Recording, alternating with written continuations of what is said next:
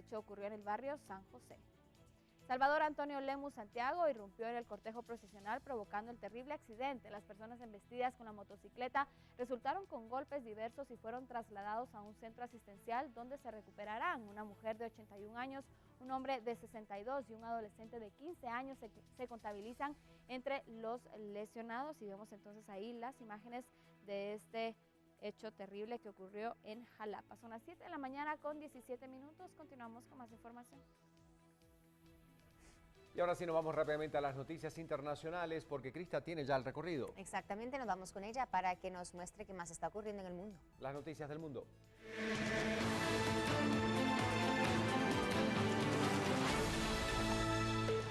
Gracias, compañeros. Tenemos que continuar repasando los diarios internacionales y es momento de irnos hasta España. Lo que destaca esta mañana el ABC, el periódico en Madrid, y una portada bastante tranquila. Los vecinos y turistas de Palma sí reciben a los reyes, vítores a la familia real en la tradicional misa de Pascua.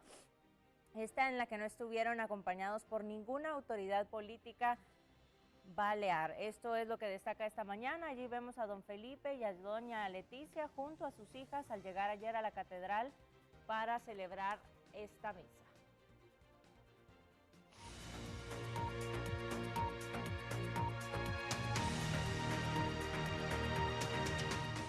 Y en más noticias internacionales le comentamos que en Pakistán a menos de 56 personas murieron y decenas resultaron heridas en una explosión cerca de un parque en Lahore, gran ciudad de Pakistán, en donde miles de cristianos celebraban la Pascua y aprovecharon para hacer este lamentable atentado. Una explosión sacudió el domingo por la noche la ciudad pakistaní de Lahore. Las autoridades reportaban un balance provisional de al menos 56 fallecidos, mientras las fuerzas de seguridad se desplegaban en la localidad oriental del país. Efectivos del ejército se sumaron a las tareas de rescate y salvamento. La deflagración se produjo en las inmediaciones de un parque próximo al centro de la ciudad, donde la comunidad cristiana celebraba el domingo de Pascua. Representantes del gobierno informaron que investigaban si se trataba de un atentado suicida. Y rumores de una apertura inminente de la frontera entre Grecia y Macedonia provocaron movimientos e Idomení una nueva llegada de migrantes, también mientras las autoridades griegas intentaban evacuar este campo de los refugiados.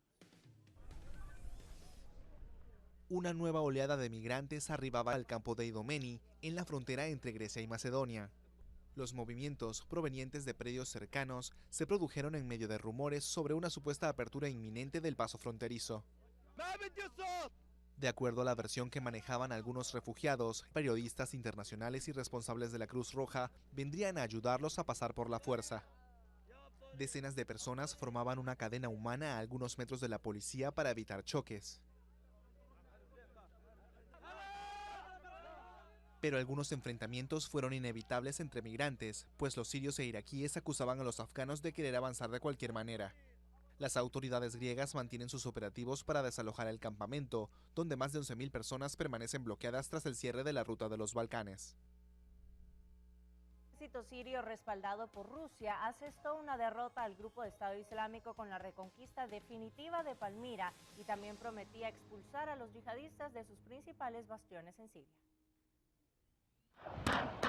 Las fuerzas militares del gobierno sirio lo hicieron. Consolidaron su control sobre la localidad de Palmira, asestando una dura derrota al grupo Estado Islámico. Es la victoria más importante del régimen desde que en septiembre Rusia intervino en la guerra en su apoyo. El presidente Bashar al-Assad calificó como un logro importante la liberación de la ciudad de más de 2.000 años de antigüedad, cuyas ruinas están clasificadas como Patrimonio Mundial de la UNESCO. Naciones Unidas y Rusia se sumaron a los mensajes de respaldo a Damasco por este logro. Al ejército sirio solo le queda expulsar a los yihadistas de Al-Alianiyeh, 60 kilómetros más al sur, para recuperar el dominio del desierto y avanzar hacia la frontera con Irak. 7:22, más adelante compartiremos otro recorrido por el mundo.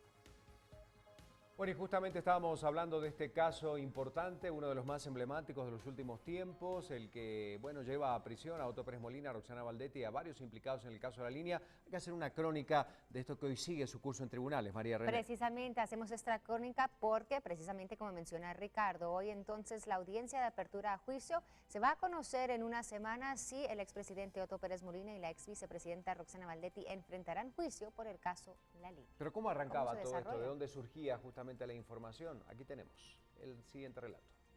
No he robado un centavo, uno, del pueblo de Guatemala. Se los juro por la vida de mi madre que está muerta. Un escándalo de corrupción en el que se involucra a altos funcionarios puso fin al gobierno del expresidente de Guatemala, Otto Pérez Molina, a unos meses de que finalizara su gestión.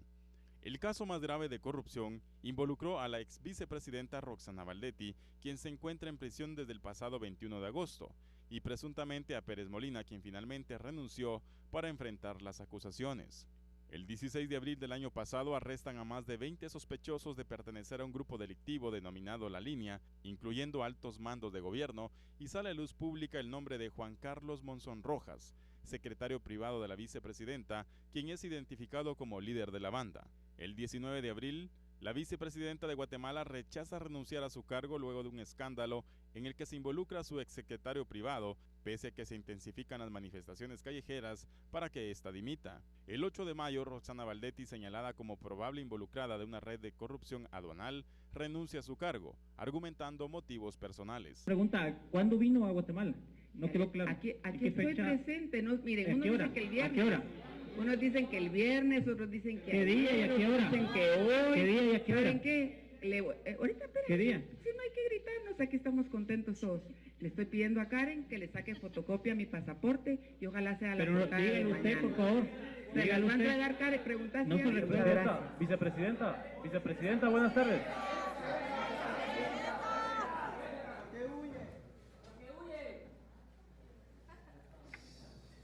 Presidente, buenas tardes. Tenemos una duda respecto a la llegada de la vicepresidenta a Guatemala. Usted el sábado dijo en el Chol Baja Verapaz que ella vendría el domingo y en realidad ahora sabemos que entró el viernes. La pregunta es, ¿usted mintió respecto a eso? ¿A usted le mintieron respecto a la llegada de la vicepresidenta a Guatemala? Miren, lo que le digo es, aquí lo que hubo fue una falta de comunicación y entendimientos. Y vuelvo a insistir, no me quiero extender en ese tema.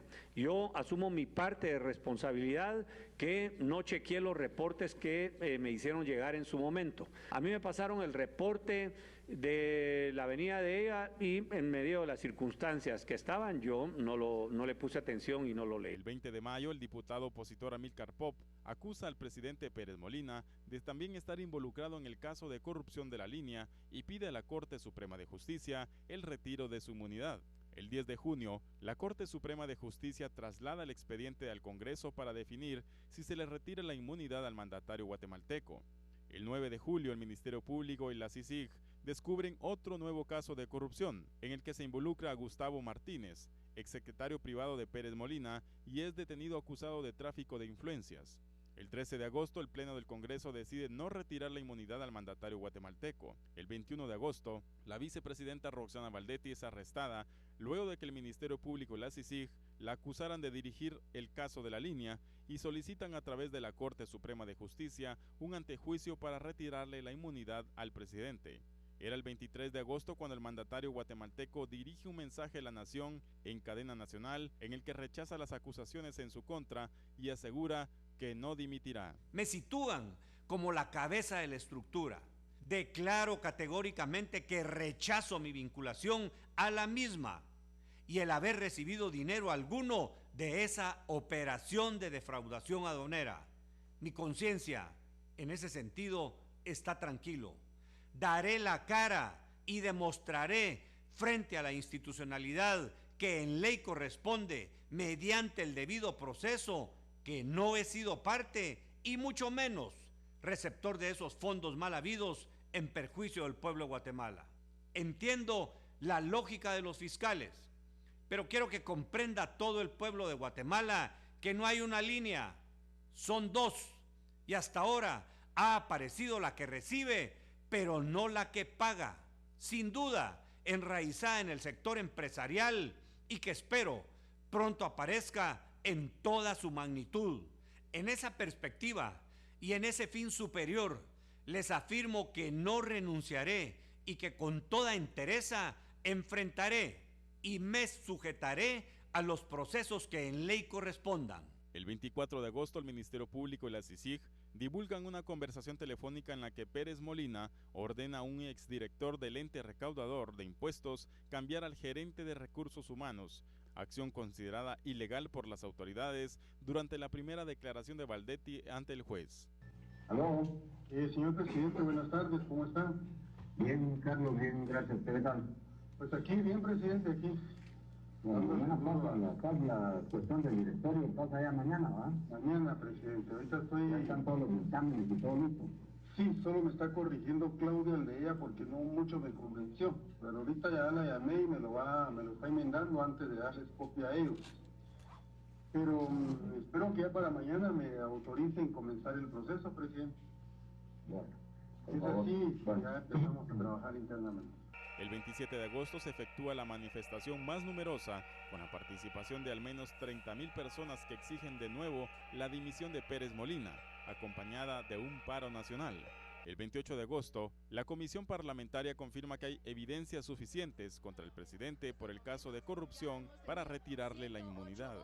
El 1 de septiembre, el Congreso de la República aprueba por unanimidad retirar la inmunidad al presidente Otto Pérez Molina a fin de que enfrente la justicia por acusaciones por su vinculación con la red de corrupción aduanera La Línea. Y con esto se le está retirando la inmunidad al presidente Otto Pérez Molina. 108 votos a favor del retiro de la inmunidad. Bueno, ya subió a 122 votos los que los diputados están dispuestos a retirarle la inmunidad al presidente Otto Pérez Molina. Recordemos que la votación aún no ha concluido, pero que ya en unos minutos se estará dando el resultado final.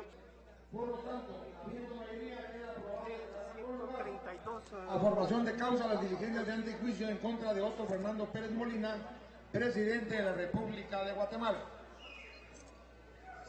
Se hace constar que fue aprobado con el voto favorable de más de las 2/3 partes del número total de diputados que integran el Congreso de la República. El 2 de septiembre, el Ministerio Público de Guatemala anunció que fue autorizada la orden de aprehensión contra el presidente por el caso La Línea por el juez Miguel Ángel Gálvez. El Ministerio Público presentará los elementos que tiene a disposición, lo que le ha llevado a la convicción para solicitar inicialmente este levantamiento de la inmunidad y luego para las actuaciones posteriores en el proceso. La CICIG, que ha venido actuando en estos casos como coadyuvante adhesivo, contribuirá con el Ministerio Público en esa dirección. Desde la defensa del señor presidente, naturalmente se pretenderá desvirtuar las pruebas que se presenten. Todo esto es un debate que en todo caso tiene que hacerse con la mayor altura, con toda honestidad, con las herramientas legales de que cada uno dispone como en cualquier proceso judicial. El titular del Juzgado B de Mayor Riesgo, Miguel Ángel Gálvez, fijó para este día la audiencia de apertura a juicio, en la que se sabrá si las pruebas presentadas por la Fiscalía Especial contra la Impunidad son suficientes para iniciar un juicio contra los implicados en el caso La Línea. Todos los implicados en el caso La Línea, incluyendo a Otto Pérez Molina y Roxana Baldetti, estarán juntos para saber si se decide que sean enviados a juicio por el caso de defraudación aduanera, cohecho pasivo y asociación ilícita. La audiencia se realizará a las 9 de la mañana en Torre de Tribunales. Bueno, 7 de la mañana con 31 minutos. Ahí tenemos el reporte completo. En instantes volvemos a Torre de Tribunales con nuestro compañero Alberto Cardona, que tiene el reporte desde allá. Precisamente eso será en unos instantes, pero ahora nos vamos con Mónica Obando y el tema de economía. Es importante, ¿verdad? Totalmente. Vamos.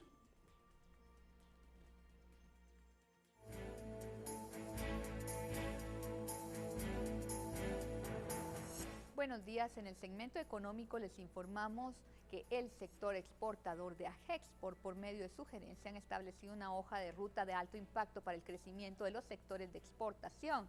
Datos del World Economic Forum posicionan a Guatemala en el 2015 en la competitividad en el lugar 78 de 184 países a nivel